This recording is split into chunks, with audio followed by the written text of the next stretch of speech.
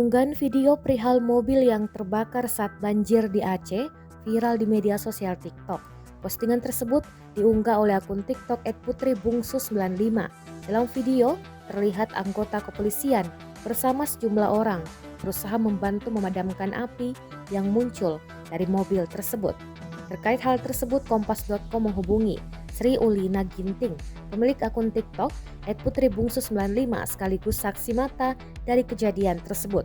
Saat dihubungi, pengunggah menceritakan bahwa kejadian mobil terbakar saat banjir terjadi di Lok Sukon, Aceh Utara pada 2 Januari 2022 sekitar pukul 22 waktu setempat.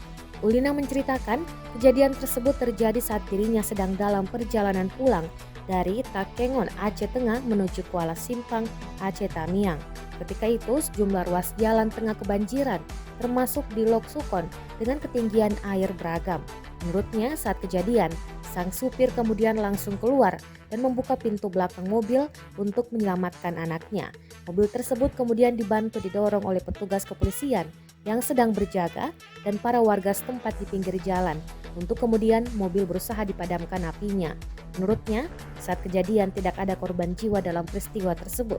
Meski demikian, belum diketahui pasti penyebab mobil tersebut terbakar. Dosen Teknik Mesin Universitas Gadjah Mada atau GM, Jayan Sentanu Hadi, menjelaskan ada banyak sebab yang bisa menyebabkan sebuah mobil terbakar.